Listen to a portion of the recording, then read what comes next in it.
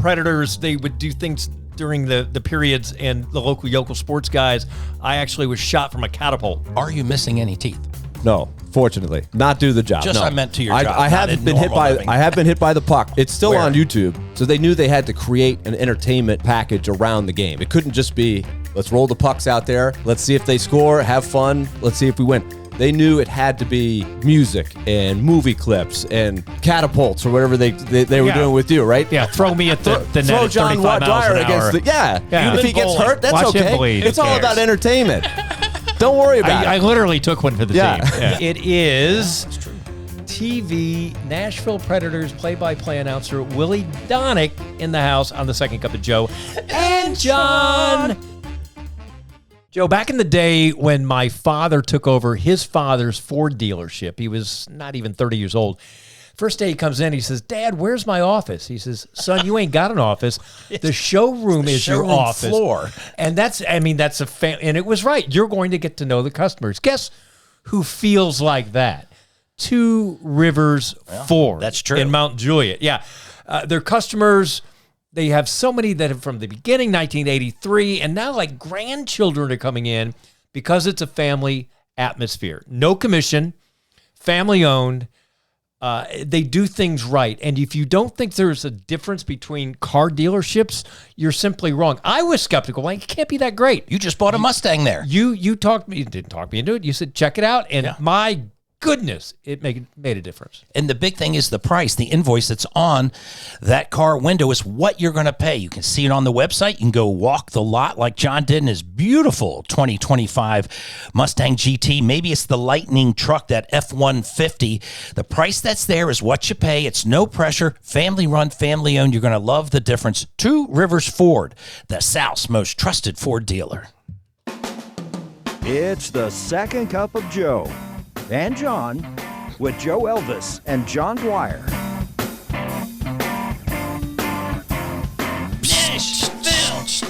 Joe. Hey, Johnny. Listen, My father's still looking for his office. He by the way. can't find it. He never got one. He He made those millions of dollars with no office. It's even more impressive. He was so bummed out. Yeah, that's the way it goes. You and I in broadcasting, I never had an office. Did you? My office was the studio. You went in there. My first job in Elkhart, Indiana, at 21 years old, graduated from Butler on a Sunday, worked on a Monday. Very thankful that I got a job in my hometown, but it was not a station I grew up watching, except for Monday Night Football, because it was the ABC affiliate. They thought they were doing me a favor. They didn't have a sports office. They took utility, or like a utility closet, and put sports director on it. And I it was literally, well, it was no bigger than, you think this is Apollo 13. We load into the space shuttle You when should we have start seen this show. and I was so proud of it. And I'm smoking cigarettes. I've got the typewriter going, the 6-ply thing and everything. That's exactly, you could hear the AP thing go. You smoked in the new, were you a smoker? For 1 year. Oh, boy. Yeah, I tried it, and I just wasn't good at it. No. I was just blowing it out. But anyway. So during the holidays and stuff, they always like to have the A-team on for Thanksgiving Day or Christmas Day. Such a bummer. And we'll ask our guest this, but I already know the answer because he's working no matter when it is. You got pulled in on the high days, Christmas, Thanksgiving. Did you enjoy doing that? How did you rearrange your family to make that work? The news never, they had newscasts, and there wasn't all this sports programming back then. So you had to go in. Now, the good thing was you could go in jeans. You didn't have to get all dressed up because you only dressed from the waist. I have no pants on right now, by the way. By the way, we are on YouTube now. Yeah. It's like our 4th or 5th thing, and you get your Predators thing on for a reason. I did. I got my Jag thing on. And we've got Chase Chase Akers in the house, ready for his great Second Cup of Joe and John. Where those are selling out in New York already. Yeah, they are. But that's the holidays were fun because everybody's at home relaxing. You're working. All sports people are working from all over the country, and I think that'll be the first question to him. This is going to be. I'm very excited when I throw out. And I asked him. I said, "There's no way this guy." And guess what? He's here. He's here. Hey, we know people. Let's take a spin through Joe and John's Rolodex. Joe, it stops on the letter D, as in what's on his cap. It is that's true.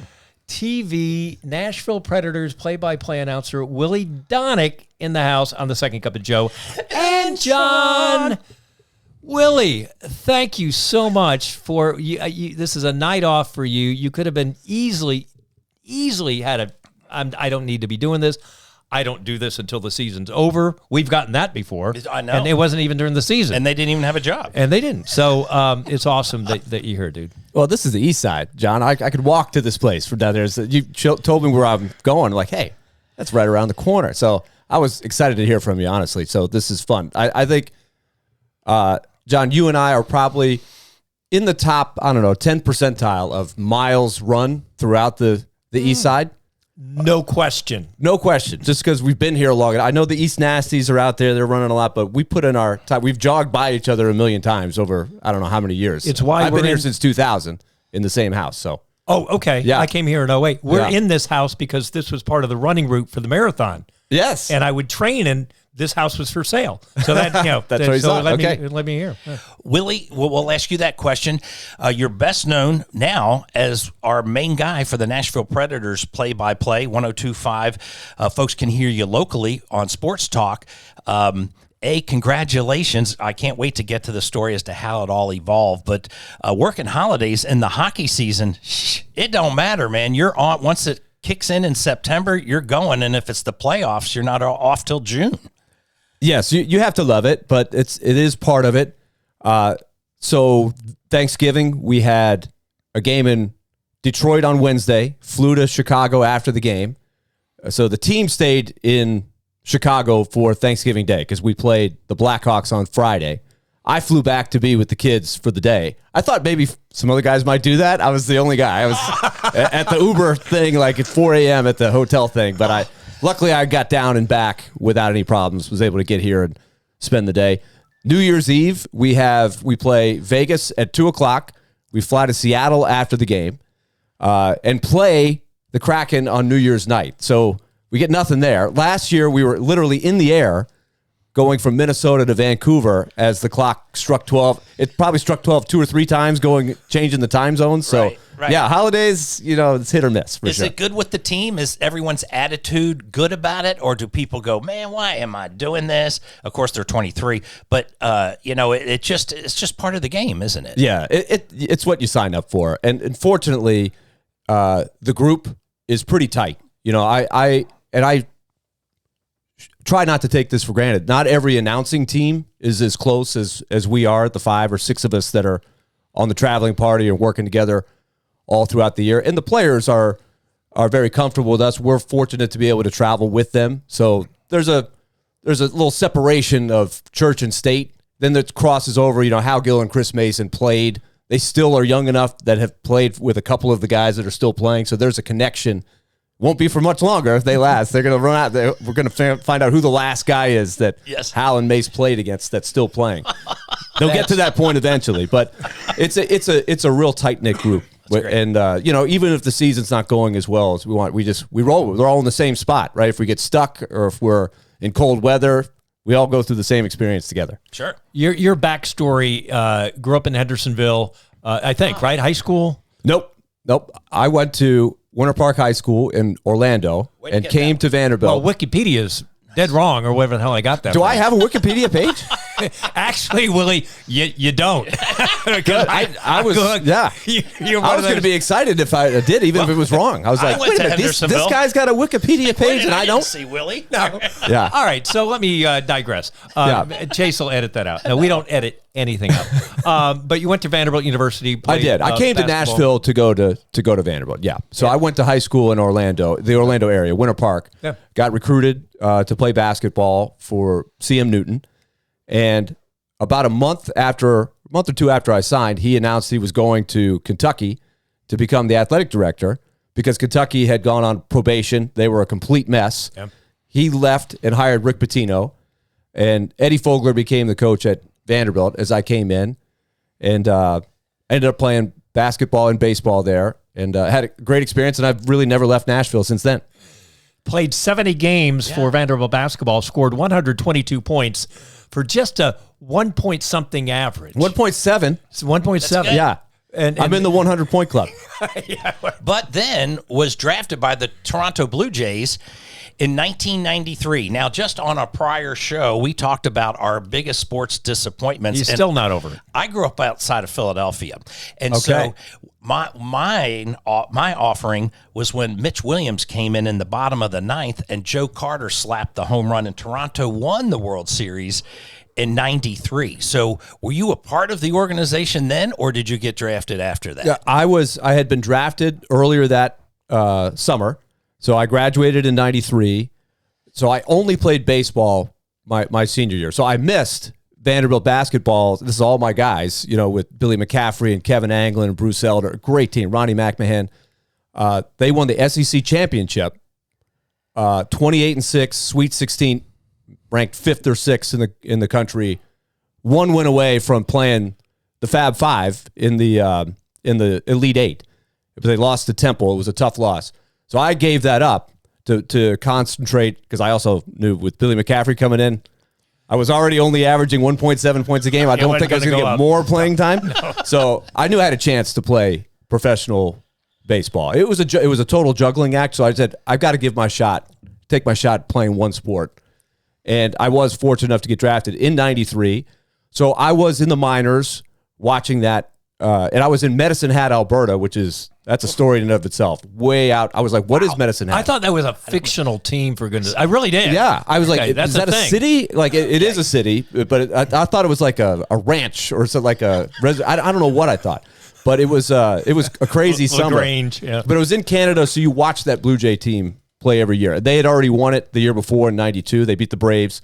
And then in 93, they beat the Phillies. So I remember being home, just completed the season, and I was at the old Jonathan's. It was on 21st Avenue. We were all watching Game 6 Hillsborough Village. there, and I was like, hey, this is my team. Like, I'm employed by these guys, and they just won it. Joe Carter hit the home run. I'm going to get a ring. Not so much, yeah. Maybe not. What's the D on your hat? Where is that in the baseball past? Well, Denison University is where my son Mahoney plays college baseball. He's a sophomore there this year. They went to the College World Series last year for NCAA Division III. So he had a great experience as a freshman. It was a loaded team, so he didn't get to pitch that much. But, man, it was a great spot. It's not far. It's in the same league as Ohio Wesleyan, where my parents both went. And Tim Corbin actually went and played college ball in that same league. Really? And, so the coach at Denison and Tim Corbin go way back. So that was a little bit of how we thought that would be a good fit for Mahoney. So he's done very well. So I'm all Denison Big Red right now. I commute up there as long as I can. It's like 5.5 hour drive. It's not far. I have like a great aunt, Virginia Van Buren, who passed in maybe 98-ish.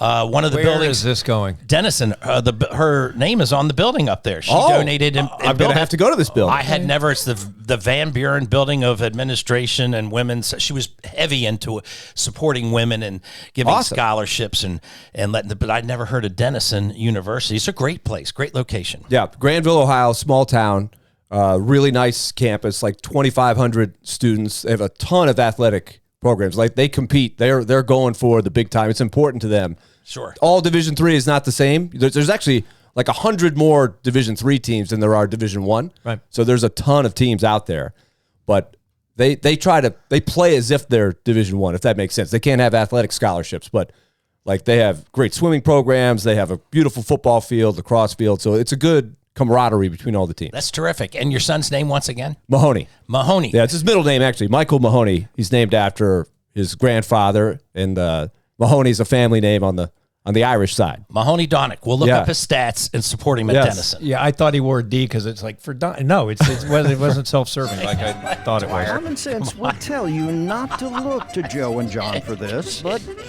time for life lessons from Joe and John.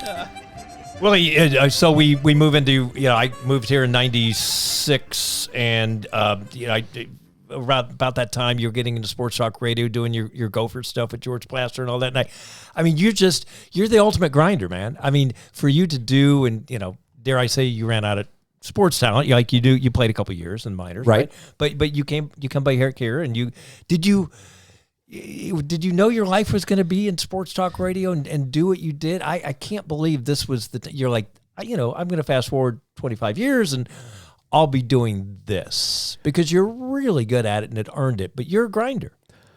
It's funny to look back on that time because George Plaster was fortunate enough, I was fortunate enough that he gave me the opportunity to just hang around. He had a radio show at the time that was starting to grow. Nashville was starting to grow. It's still a year or two away from professional sports or the major league professional sports coming. And when I got released by the Blue Jays, the first year I just had fun. I got drafted by the Blue Jays and I was like, I'm going to be playing for the next 15 years. I'm going to take John Olerud's spot and I'm going to be a first baseman.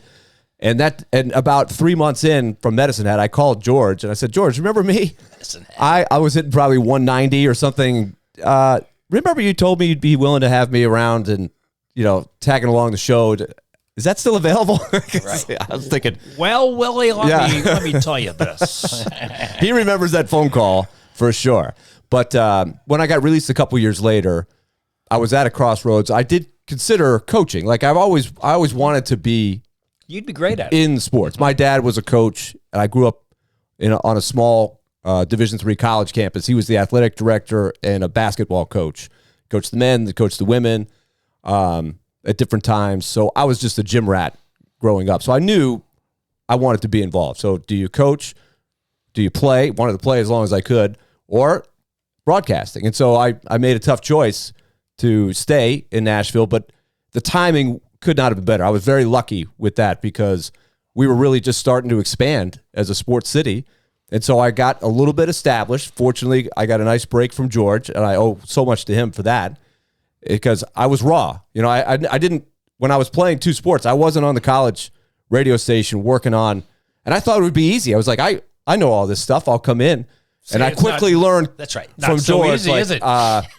You need to get in that room over there and start practicing reading. I was like, reading? Yeah. He was like, no, you need to read SportsWire. You need to practice on how you sound. Listen to yourself back. I was like, I didn't know that's what you had to do. I thought you just showed up and started talking.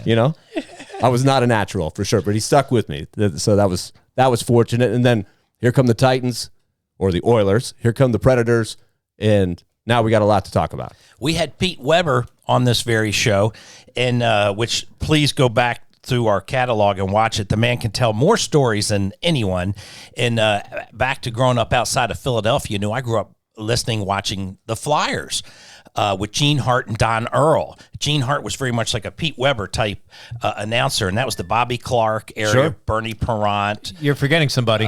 And Terry Crisp. Exactly. And it just, I still got the team picture. He came over at my previous radio station for an interview, and I brought that team photo with the massive red-headed afro that he played Looks with. like Carrot Top. He did, or and something. he signed it. He was just plus 100 great. pounds.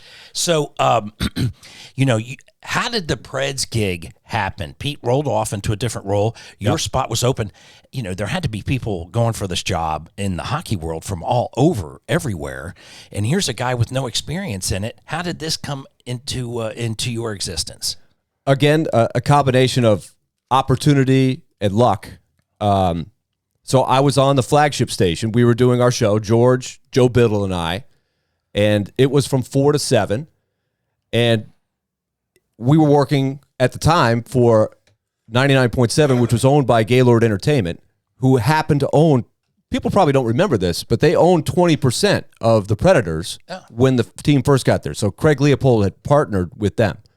So they needed somebody because they were doing a simulcast. They had hired Pete and Terry.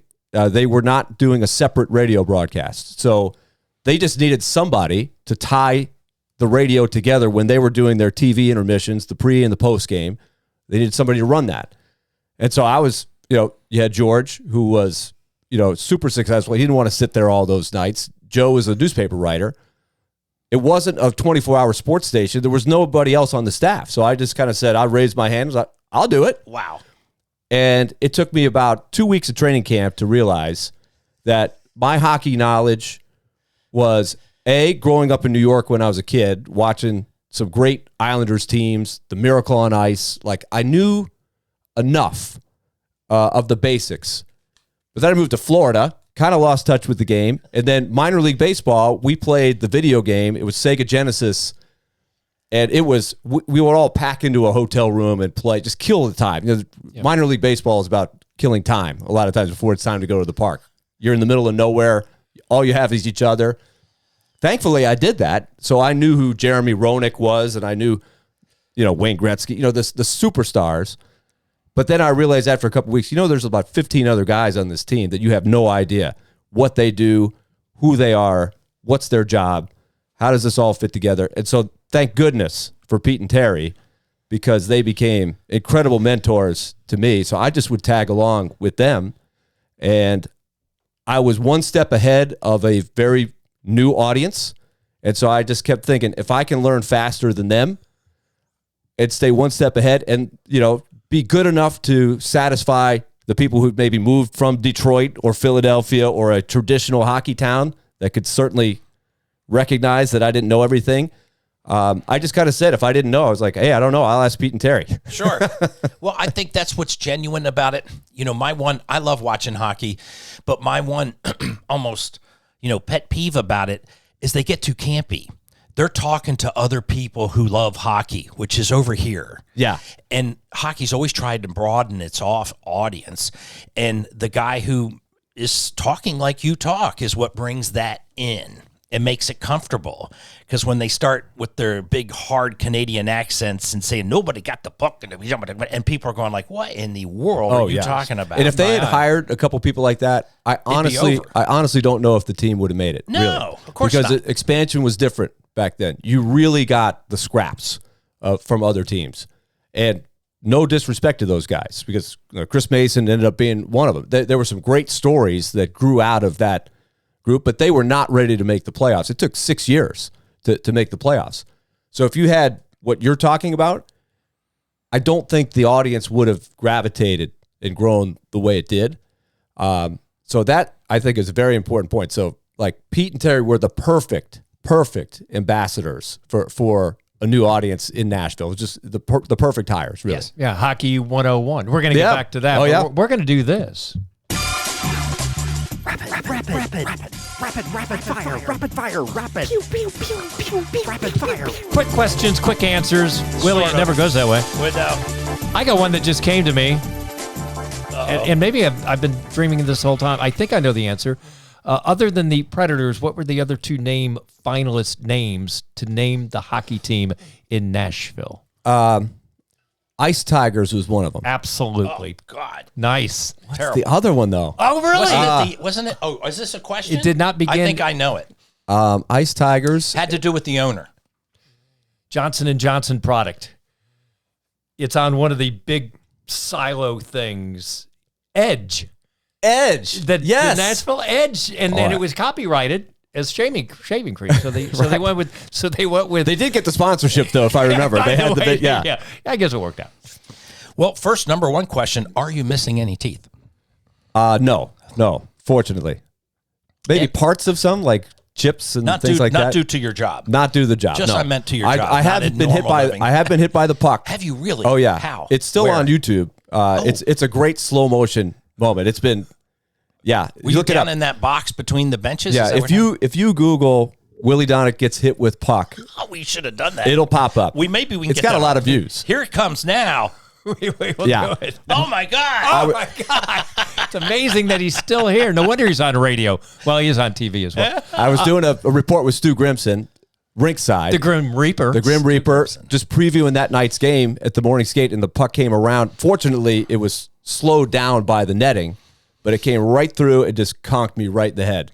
And Any stitches? so no stitches, Okay. fortunately. I don't know how it didn't break the skin, but Stu's reaction is priceless. And then they ran it back in slow motion like 3 times, and so it became a funny social media hit. Yeah. That's funny. We're gonna Predators. They would do things during the periods, and the local yokel sports guys. I actually was shot from a catapult on ice from one end to the other. They put you in a inner tube, and they put like a flak jacket on you and a helmet, and they took like a big catapult or a big slingshot. Sure. And you go, and you don't think you're going that fast, but I went and I hit my back like spot on It really hurt. Like On the I didn't. pins? This is before you signed waivers. Before, I mean, they could, they just got a big spatula and took What'd me they off the launch ice. you into? They were trying to get me to be like a human puck going to the net. Oh, into and the it net. was just off the For the Nashville it clinged. for the Nashville Knights, our minor league hockey team at Municipal, I would always be on the ice in between periods. We'd have human bowling, and they'd set up bowling pins, and we'd launch listeners into those bowling pins. So we've all been nicked up playing. good It's stuff. a very physical contact sport Yes. for broadcasters. What's your go-to running song? Like you got to finish. I have a playlist that says the final 6.2. I can't even run 6.2 anymore. But what's your go-to? Like you need that one power song. Gloria. I mean, I don't know what. I've got a lot. I love having the playlist when you run. But I think if I really need to dig down deep, you've got to go with "Gonna Fly" now. Philly guy. Sure. I mean, the whole Rocky 1 soundtrack, I can play it all the way through. Like, agree. if you need something a little longer, you said 6.2. You need like a couple albums there, maybe, but or one album. But I would go with Rocky soundtrack. Okay, good. I love it. "Alone in the Ring" is one of my favorites, Oh. where it's just the piano, and it's right Oh, before yeah. it kicks into it. Oh, 100%. It's just good Start to stuff. finish. I know every note. It's imprinted on my brain. My parents had the record. Willie, what's the best smell in the locker room? Well, there's really only one smell in the locker room, and that's it's gotten a lot better. It used to be Hockey players are the worst. Right. It's If Sex you Panther. blindfold somebody and you bring them into a hockey Panther. locker room, you'll know I'm in a hockey locker room. But they have come up with products that tone it down a little bit, let's say. I played hockey in fourth grade, and my mom still I know that the pungent smell. There's nothing It's distinctive. quite Nothing else like smells that. like. By the way, I was so good at hockey. They told me Stop. you need to go out for basketball the next year, which I did. Well, I can tell you, I could not skate to save my life. If I had to go, I'm terrible.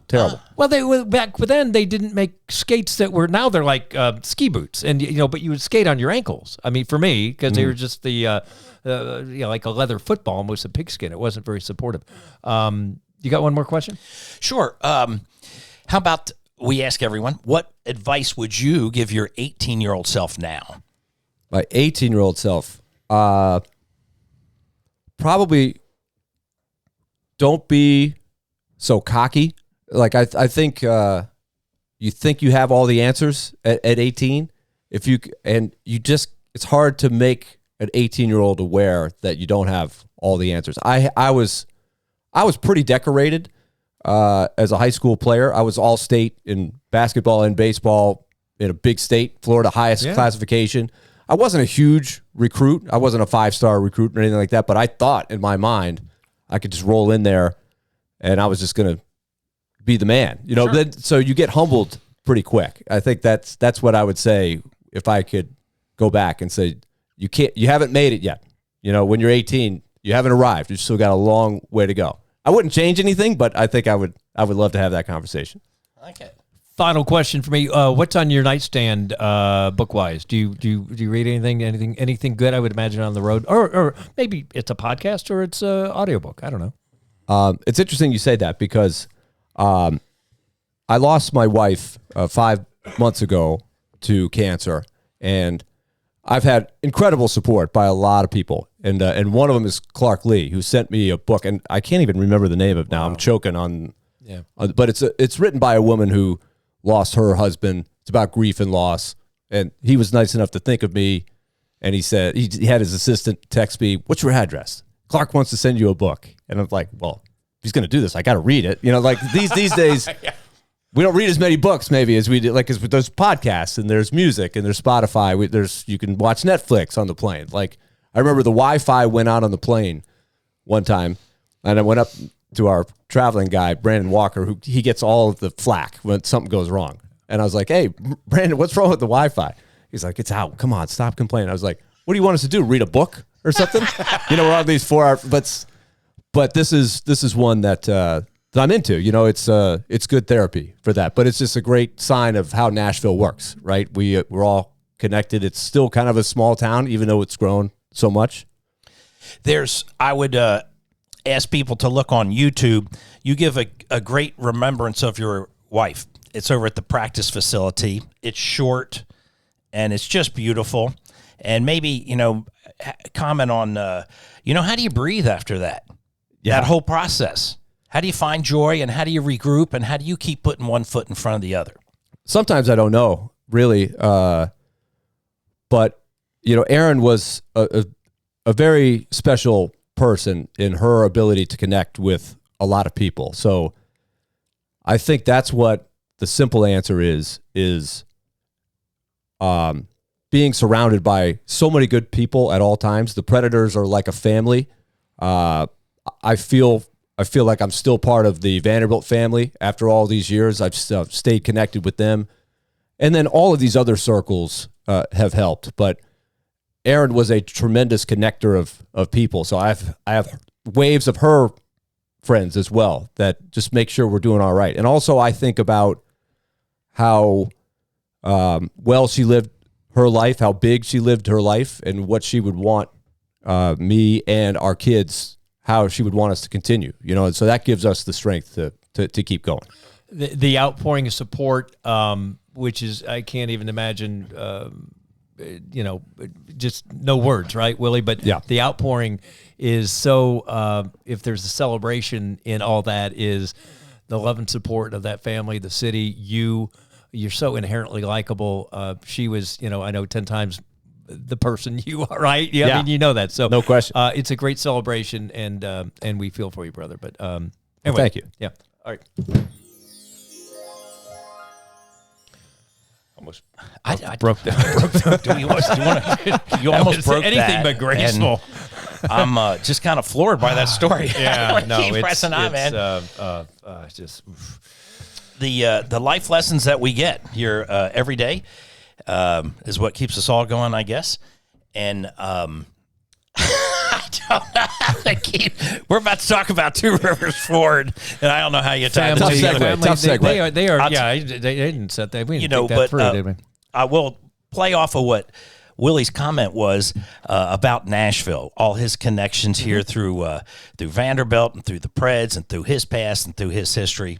What we talk about here is the family-owned aspect at Two Rivers Ford. John Barker's Two Rivers Ford that started over there on Donaldson Pike. John's son now runs it. Jay Seiling is the sales manager, and you bought your car from Ethan, young Ethan. From Ethan. God, he was great. Two Rivers Ford has some 10, 20, 30, 40-year veteran folks that work there because it's the family-run, family-owned difference. And as you feel like you're always getting kind of jaded when you're going to buy your car, it's a great destination to go to out there in Mount Juliet. John, tworiversford.com. You can see everything online. Family-owned since 1983. Two Rivers Ford, the South's most trusted Ford dealer. Joe and John have come to the fork in the road. So, Willie, a fork in the road. We, I think, marched through that with you getting this great job in the Preds. Where do you go from here, kind of? I guess the fork in the road of maybe when you got this job, I would love to watch the tape of your very first broadcast that night. It had to be tough. I mean, how do you learn all these guys' names? There's maybe one American on each team that sort of sounds normal with a name. A fork in the road was when you got that first gig. How did you say, I know I can do this, plus know all the intricate hockey rules, and the puck moves so fast, you're never stopping once the puck drops. The good thing for me, for hockey specifically, I had done a lot of play-by-play for different things. That's true for the high Belmont, school championship games, a little yep. bit of Belmont, some Vanderbilt. Remember the old CSS, like the precursor to the SEC network? There used to be a thing called Comcast Sports Southeast. You were also on a local. Was it with Pogue and Plaster? What was the UPN? Yeah, I wasn't an every night guy for that, but I was contributing to that a little bit. I would go wherever the gig was, right? So for hockey, I felt comfortable enough doing play-by-play, but hockey play-by-play is different than any other sport. It's the most difficult play-by. I don't know. There's only a handful. You can call a baseball. You can call I called Titans preseason on TV poorly, and nobody remembers because I had Mike Keith on the sound down, I'm sure. But it's a really hard, intricate needle to thread. It is. And so what I would do was I would listen to Pete and Terry, and so you start picking up the terms. How do you connect, particularly Pete, right? How do you connect what's going on? How do you describe a repetitive play, a dump in, or a centering pass, or it's to the point, it's to the left wing, to the right wing. The face-off is to the right of Thomas Vokoun. It's to the left. You start putting together those things that you already kind of had in other sports, but you had to learn from scratch in hockey. And then the names are very tricky at the beginning, but once you know the names, then you have it filed. Then it's a matter of learning the 2 or 3 new guys. But it's different learning 2 or 3. It's not, 40. Sure. For, 20 on each team. Every week, right. Every week. So you start to pick it up. And once you've got it in your mind, even if it's a 5-syllable thing, with a few exceptions, you figure out how to say it. What's a tricky one? You have well, one? Pete and Terry always joke about there was this guy, and there's actually a guy with the same last name in the league now. But there was a guy, his name was Maxim Kuznetsov. And I don't know if Pete told this story, but Pete would always try to get Terry to say that guy's name because he knew Terry was worried he was going to say it wrong. Yep. And, you can just imagine just one letter how can change the whole thing. One letter can change the whole thing. And so Pete it was a game that they would play. I think he was on the Red Wings. Every time Pete would toss it to Terry, who made that play, Terry? I couldn't tell. And he wanted him to see if he could say the name right. Because he wanted Maxim Kuznetsov. Netsov. Yeah.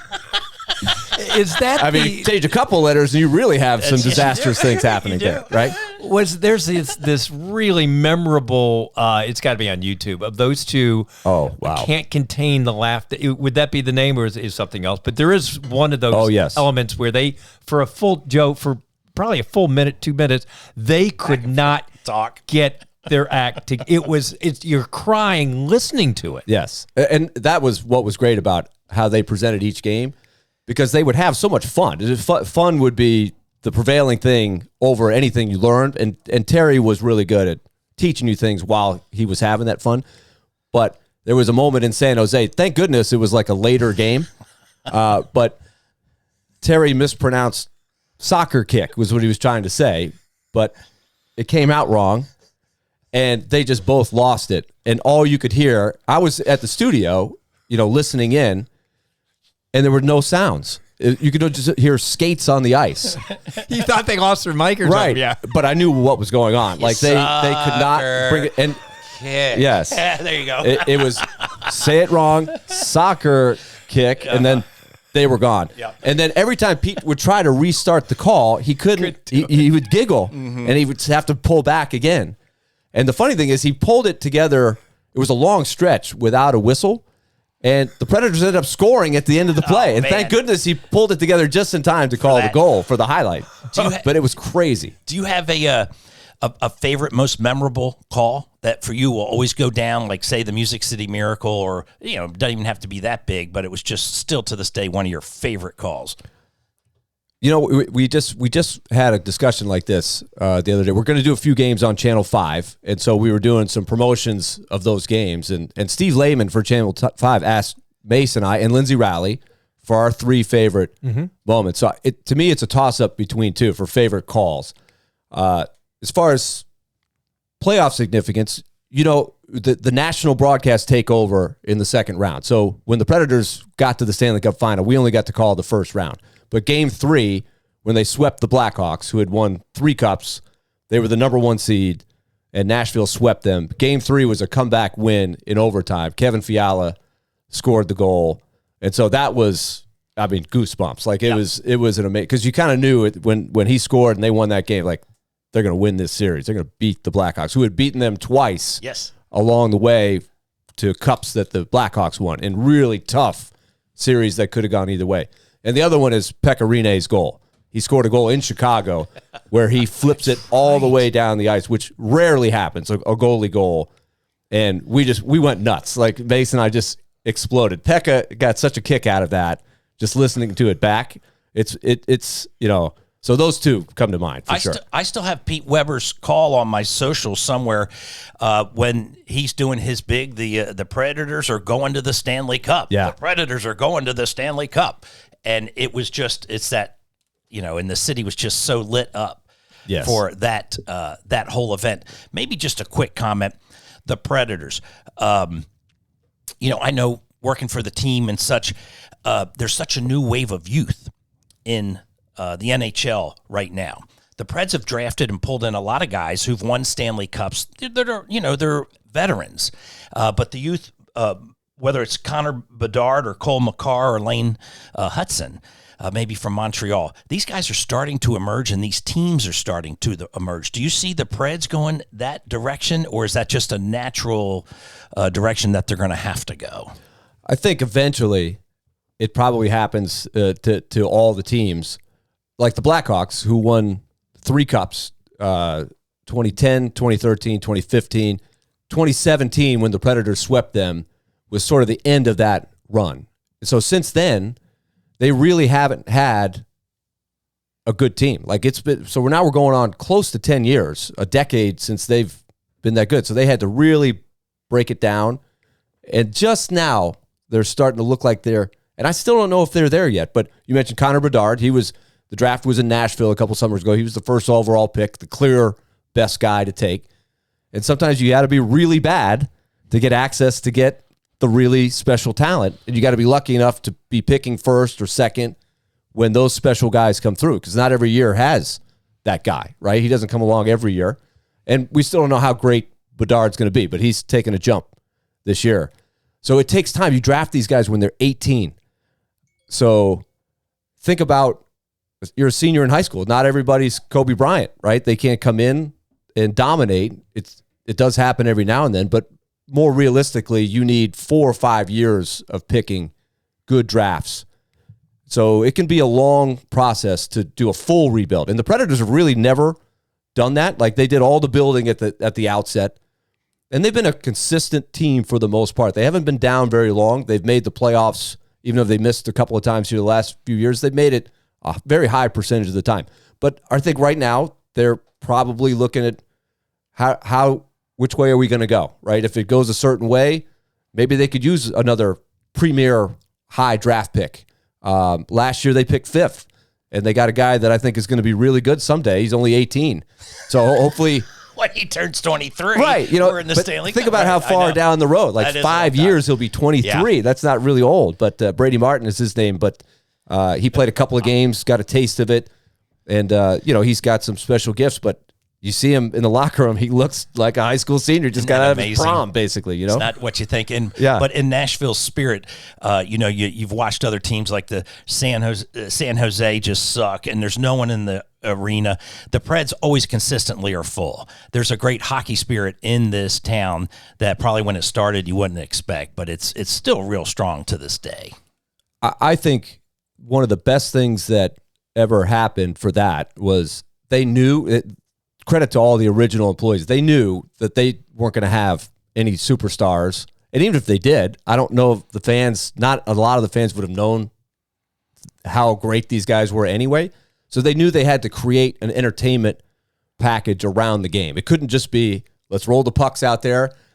Let's see if they score, have fun. Let's see if we win.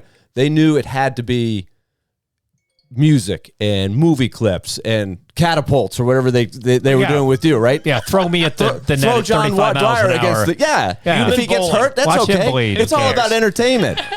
Don't worry about it. I literally took one for the team. Yeah. Somebody's gotta put It was your all eye in the out. name of entertainment.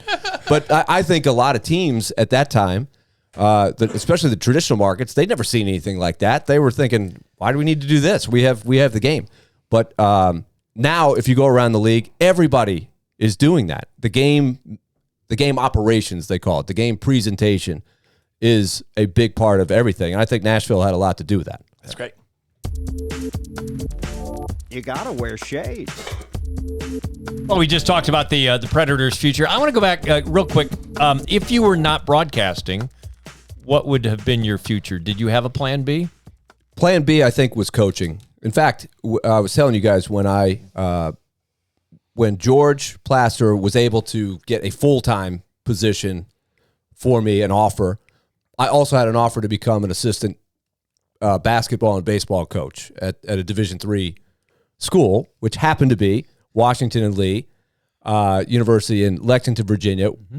and it was my father-in-law that offered me the job. Now, I had not met Erin at the time. This was a connection between our two families. So we had known of each other since we were like 11 years old, because it's a long story. I told you my dad was an athletic director. His basketball coach got hired at Dartmouth College to be the basketball coach and hired my father-in-law to be his assistant coach. So we would go visit this family, the Cohane family. So I met my father-in-law when I was 11. Never met Erin, but he was hiring a coach, and so I interviewed with him, and I turned him down for the job. And then a year later, Erin moved to Tennessee to the Webb School at Knoxville, and that's when we met. And he's like, so he wasn't bitter that I turned down the job. Say, when you asked the hand in marriage, he's like, yeah. Hey man, remember? I mean, I could go 1 for 1 here, but I did. This is crazy how life works, though. It is. Yeah. Maybe just so I would think coaching would be the answer. I want to draw just a quick story maybe from both of you, because John's on TV and you're working the radio during this time. I've got on my Nashville Preds thing that I wear to 90% of my games with my 25th anniversary, which was what, last year or 2 years ago already? It's confusing because there was they gave them a team and they scouted for a year, right? Okay. So you could make it either way, finagle the number. And then remember there was a lockout where they didn't play, so. Does that year count or does it not count? So 25 is a little arbitrary, but I think it was last year. I think it was too. 25 seasons or 25 years? The pin's still on, and I keep forgetting to take it off when I watch it.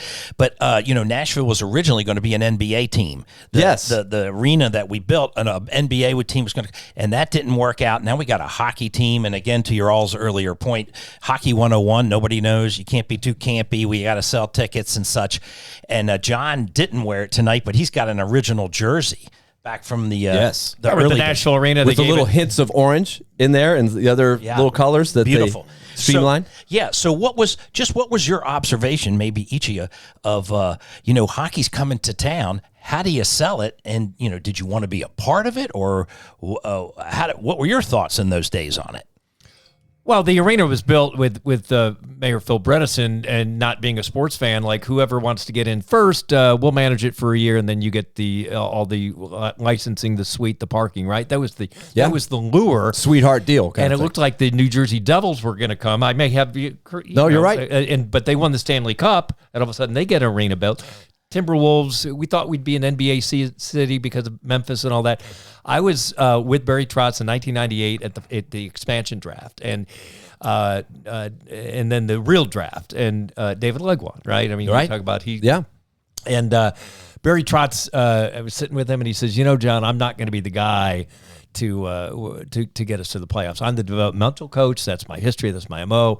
And of course he did. And people don't, this is what I say about Nashville sports fans. And you were there along the way, to have Jeff Fisher 16 years, Barry Trotz 16 or 17 years, to have that continuity that will never happen again in pro sports, of two major sports teams having coaches, and then to have Barry back. I mean, it's just, I thought they were gone to Hamilton. There was no way this team could afford to stay here. And I really felt that hockey would not be in their long-term future. And that's not me being pessimistic. That's just me trying to read the fact that the market, and you know this as well, Jerry Helper would say most of the revenue, 65%, should be corporate. 65% in Nashville is walk-up. We have to be good every night, even if the team's not. Yes. Does all that resonate? Or 100%. You nailed it. So the city has grown a lot.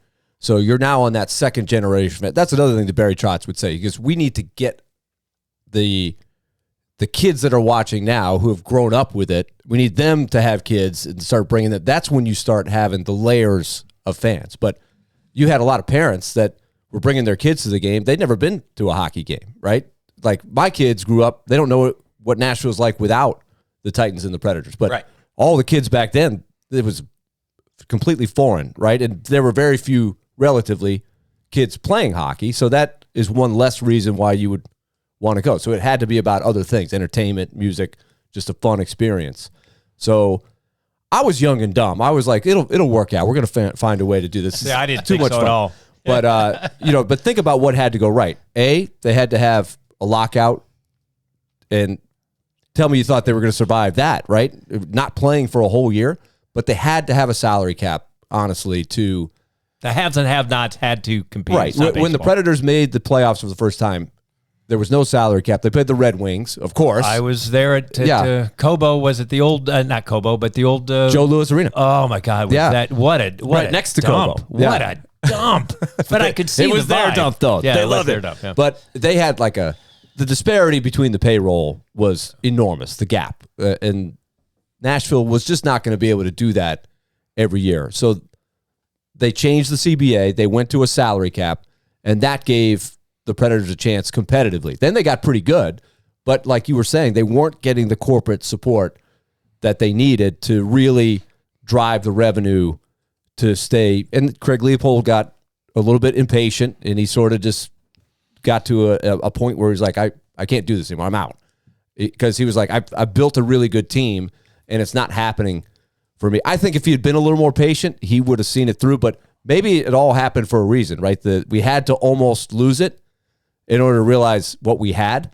And so that summer where everybody banded together, our radio station, George was right at the forefront. He was connected with the Chamber of Commerce, and they really did save it. And then out of that came this current ownership group that they all banded together, and it's been a great story, really. It is a great story.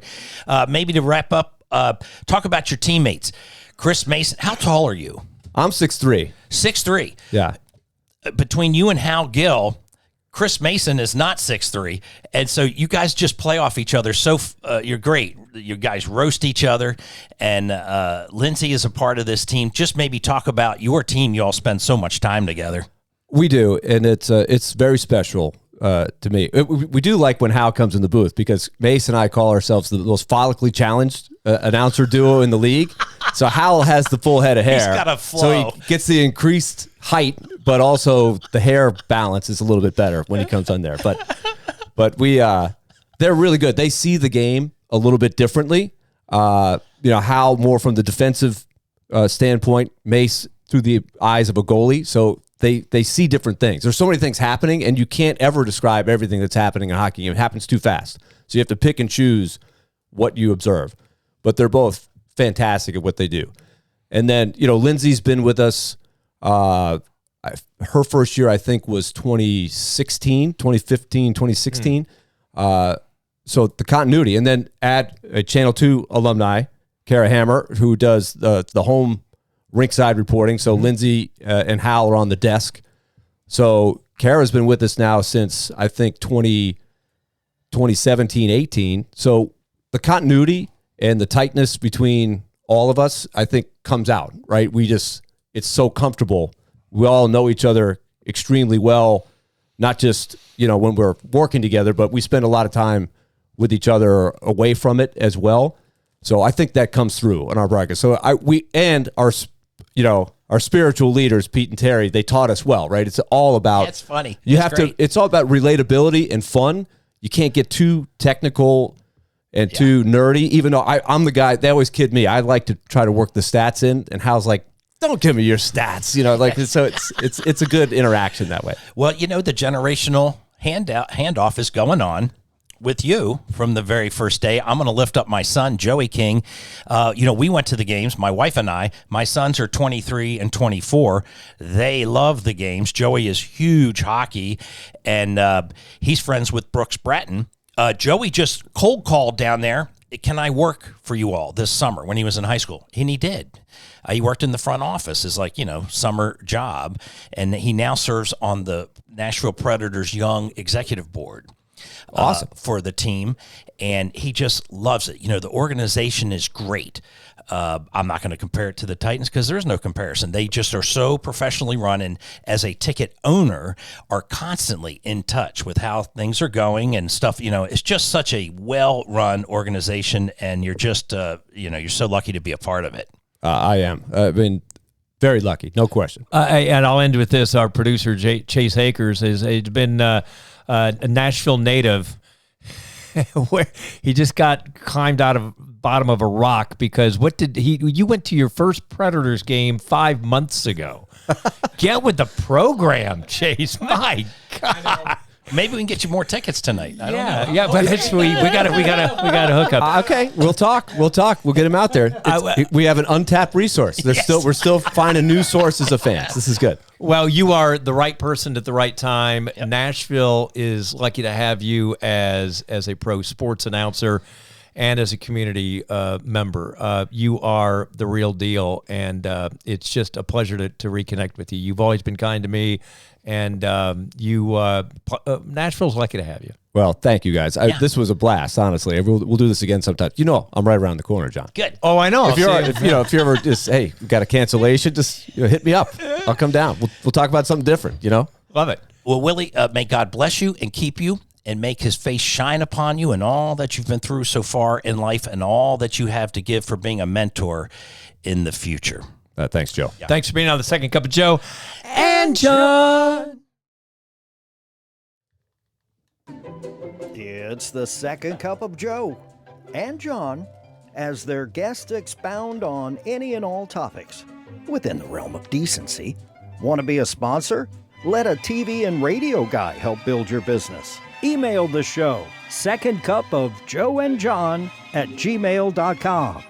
Now, hold on tight and grab another Second Cup of Joe and John.